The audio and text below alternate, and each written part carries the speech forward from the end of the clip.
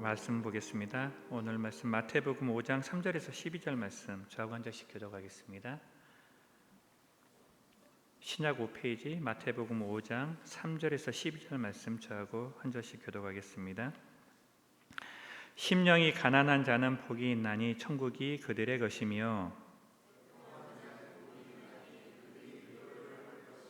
온유한 자는 복이 있나니 그들이 땅을 기업으로 받을 것이며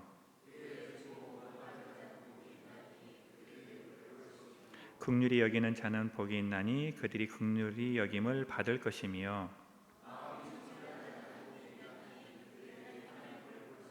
화평하게 하는 자는 복이 있나니 그들이 하나님의 아들이라 일컬음을 받을 것이며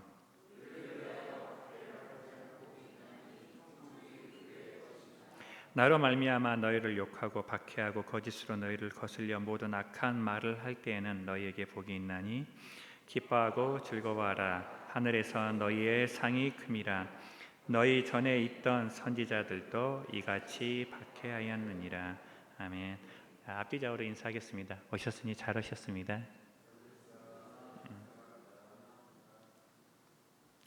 오늘은 산상수훈 6번째 시간으로 팔복의 5번째 복인 긍휼에 대한 말씀 함께 듣겠습니다. 마태복음 5장 7절 말씀인데요. 5장 7절 말씀만 다시 한번 읽겠습니다. 시작. 긍휼히 여기는 자는 복이 있나니 그들이 긍휼히 여김을 받을 것이며. 아멘. 복음서의 중요한 주제는 예수님이 누구신가입니다. 그래서 복음서를 읽어보면 예수님이 가르치시는 가르침의 대부분은 예수님 자신이 누구신가에 대한 가르침이고, 예수님이 행하시는 기적들을 보면 그 기적을 통해 예수님이 어떤 분이신가를 드러내 주십니다. 그런데 예수님이 그렇게 자기 자신이 하나님의 아들임을 보여주셨을 뿐만 아니라 그 예수님을 믿는 사람들이 하나님의 자녀이고 하나님의 백성이라고 말씀하셨습니다. 그런데 사람들이 알고 있는 하나님의 백성과 예수님이 얘기하는 하나님의 백성이 다른 의미를 가지고 있었습니다. 그래서 예수님은 산상수훈을 통해 하나님의 백성이 어떤 사람인지 말씀하여 주셨습니다.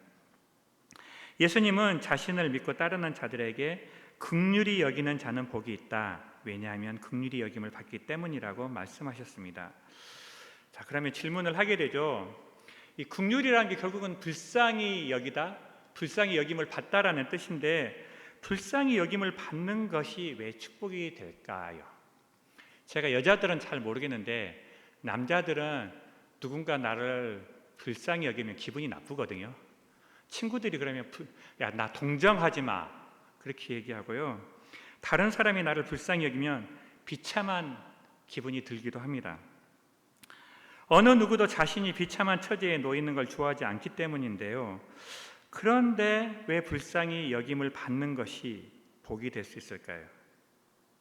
오늘 말씀을 통해 우리가 하나님의 긍휼을 받은 사람임을 깨닫고 또 그런 사람이 누리는 축복을 함께 누리는 저와 여러분 되시기를 주님의 이름으로 축복합니다.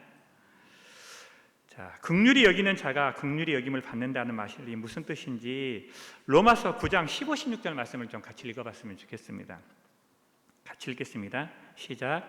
모세에게 이르시되 내가 긍휼히 여길 자를 긍휼히 여기고 불쌍히 여길 자를 불쌍히 여기리라 하셨으니 그런즉 원하는 자로 말미암음도 아니요 다른 박질하는 자로 말미암음도 아니요 오직 긍휼히 여기시는 하나님으로 말미암음이니라. 아멘.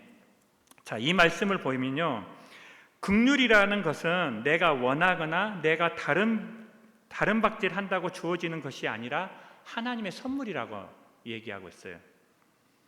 그러니까 내가 긍휼히 여겨야 긍휼을 받는다면 그건 하나님의 선물이 아니죠.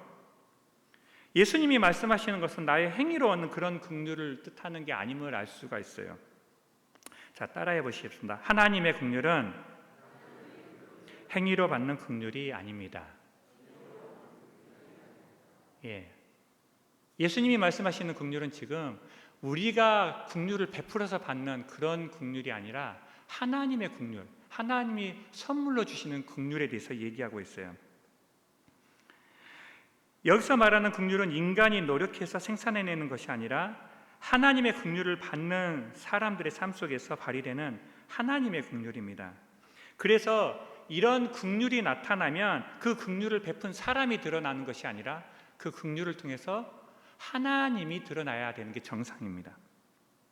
그래서 이런 긍휼은 예수님을 안 믿는 사람들에게서는 나타날 수 없는 긍휼이고 하나님의 복을 받은 사람만이 나타낼 수 있는 긍휼입니다.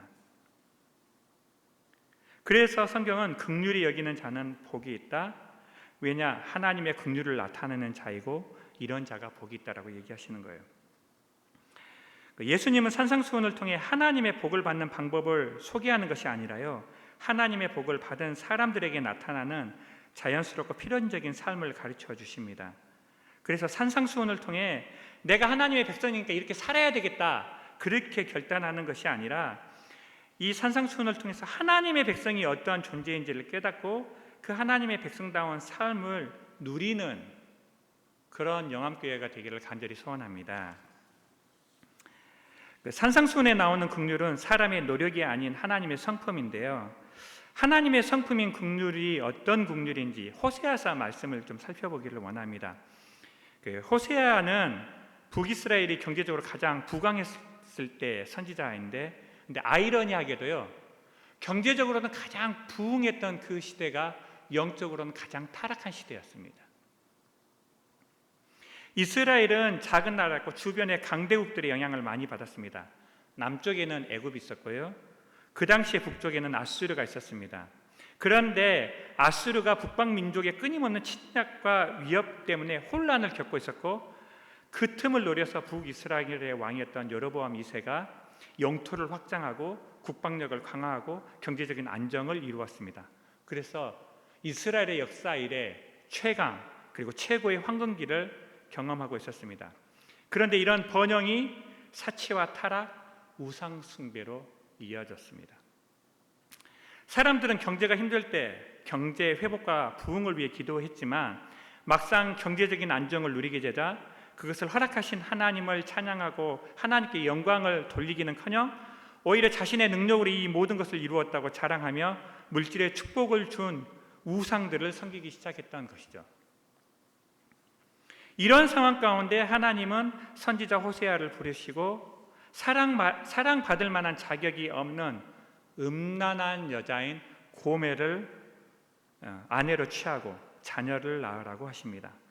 그리고 이렇게 낳은 둘째 딸의 이름을 긍휼히 여김을 받지 못한 자라는 뜻을 가진 로루함마라고 이름을 짓습니다. 왜 하나님은 선지자에게 음란한 여자와 결혼을 해서 자녀를 낳으라고 하셨을까요?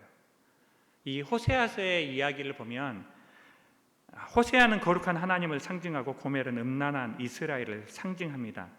하나님은 변함없이 이스라엘을 사랑했습니다. 하지만 이스라엘은 그 하나님의 사랑을 무시하고 우상을 숭배했습니다.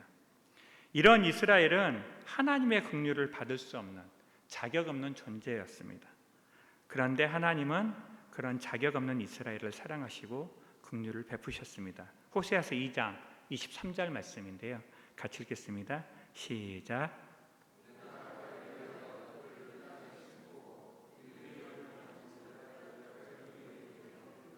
내 백성 아니었던 자에게 향하여 이르기를 너는 내 백성이라 하리니 그들은 이르기를 주는 내 하나님이시라 하리라. 아멘. 자, 따라해 보겠습니다. 하나님의 긍휼은 자격 없는 자에게 주시는 긍휼이다. 우리가 긍휼을 받을 만한, 우리가 누구한테 긍휼을 베푼가?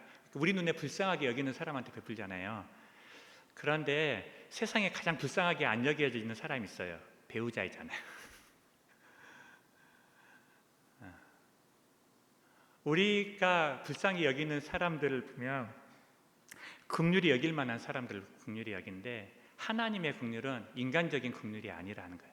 그 사람이 불쌍하니까 긍휼을 베푸는 게 아니라 정말로 사랑하고 싶지 않은데, 그럴 만한 가치도 없는데, 그런데 그 사람을 끝까지 헌신적으로 사랑하는 사랑이 바로 하나님의 긍휼이라고 얘기합니다. 사람이 어떻게 이런 긍휼을 베풀 수 있겠습니까? 사람의 힘으로는 불가능합니다. 긍휼히 여기는 자가 긍휼히 여김을 받는다고 한다면 우리의 힘으로는 하나님의 긍휼을 받을 수 없습니다. 그러나 우리가 하나님의 긍휼을 경험하기만 한다면 하나님의 긍휼이 우리를 통해 나타날 줄로 믿습니다.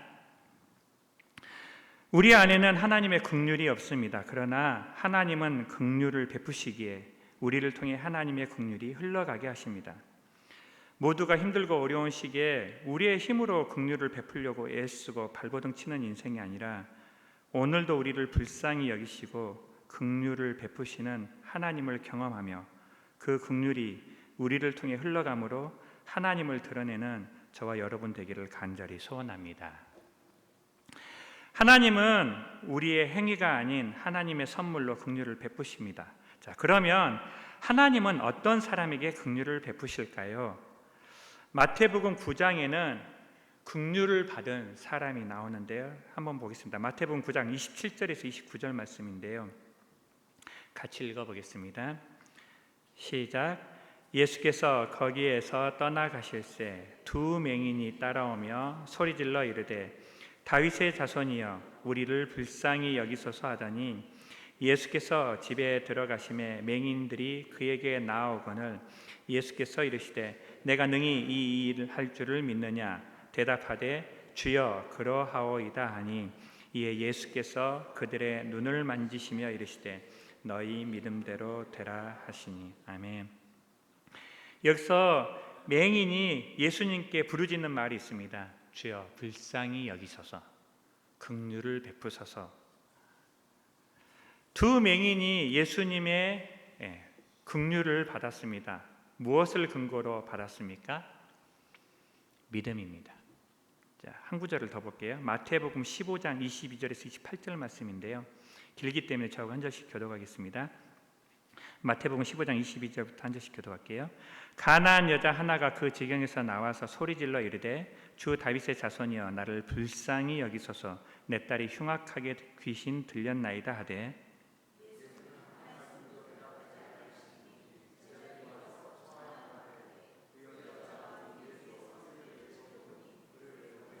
예수께서 대답하여 이르시되 나는 이스라엘 집에 잃어버린 양 외에는 다른 데로 보내심을 받지 아니하노라 하시니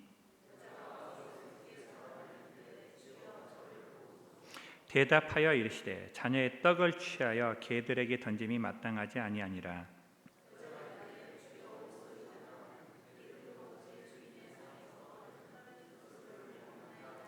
이에 예수께서 대답하여 이르시되 여자여 내 믿음이 크도다 내 소원대로 되리라 하시니 그때로부터 그의 딸이 나으니라. 아멘. 자, 가나안 여인은 무엇 때문에 예수님의 긍휼을 받았습니까? 믿음 때문이죠. 하나님의 긍휼은 믿음 때문에 하나님의 백성에게 주어지는 긍휼입니다. 하나님은 하나님의 백성에게 믿음을 주시고 이 믿음을 통해 긍휼을 베푸십니다. 근데 여기서 말하는 믿음이란 하나님의 긍휼만을 의지하는 믿음입니다. 소경이 눈을 뜨기 위해 자신이 할 수 있는 것은 아무것도 없었습니다. 그래서 예수님의 긍휼만 의지했습니다. 가나안 여인은 자신이 예수님의 긍휼을 받을 만한 자격이 없음을 알았기에 본인이 개라고 인정했습니다. 그래서 예수님의 긍휼만을 의지했습니다. 이처럼 믿음이란 나는 하나님의 긍휼을 받지 못하면 아무것도 할 수 없는 무능한 존재입니다를 인정하는 것이고 이런 믿음을 가진 자들은 하나님의 긍휼을 경험하게 됩니다. 어떤 사람이 하나님의 긍휼을 경험합니까? 나는 할 수 없습니다. 주님 저를 좀 도와주십시오. 주님 저를 좀 불쌍히 여겨주십시오. 그렇게 나의 무능함과 나의 무지함을 겸손히 인정할 때 하나님의 능력, 하나님의 은혜, 하나님의 긍휼이 나를 통해 역사한다라는 것을 믿으시기 바랍니다. 두 맹인과 가나안 여인은 믿음 때문에 긍휼을 받았습니다. 하나님의 긍휼은 믿음 때문에 하나님의 백성에게 주어지는 긍휼입니다. 하나님은 하나님의 백성에게 믿음을 주시고 이 믿음을 통해 긍휼을 베푸십니다. 우리가 우리 스스로를 죽을 수밖에 없는 죄인이고 불쌍한 존재로 보지 않는다면 우리는 다른 사람을 불쌍히 여길 수 없습니다. 긍휼을 받은 사람만이 긍휼을 베풀 수 있기 때문입니다. 그러기에 오늘 말씀에서 긍휼히 여기는 자가 긍휼히 여김을 받는다는 것이 내가 먼저 누군가를 불쌍하게 여겨야 하나님이 나를 불쌍히 여긴다라고 인식하는 것이 아니라 하나님의 긍휼을 받은 사람만이 다른 사람을 불쌍히 여길 수 있기 때문에 그 하나님의 긍휼을 사모하며 그 긍휼을 경험하고 그 긍휼을 다른 사람에게 베푸는 그런 저와 여러분 되기를 간절히 소원합니다. 그러기에 다른 사람을 긍휼히 여기려고 노력하기 전에 내가 하나님의 긍휼을 경험했는가를 점검하고 만약 경험하지 못했다면 그것을 위해 기도하는 이 시간이 되었으면 좋겠습니다. 하나님의 긍휼은 내가 노력해서 할 수 있는 것이 아니기 때문입니다. 만약 우리가 하나님의 긍휼을 경험하지 못하고 내 힘으로 다른 사람을 긍휼히 여기려고 한다면 우리는 불가능한 것을 하려고 하기 때문에 결코 이룰 수 없고 하나님을 기쁘시게 하기 위해 끊임없이 실패를 경험하게 될 것이기 때문입니다. 자, 말씀을 정리하겠는데요. 히브리서 4장 16장 말씀입니다. 같이 읽겠습니다. 시작.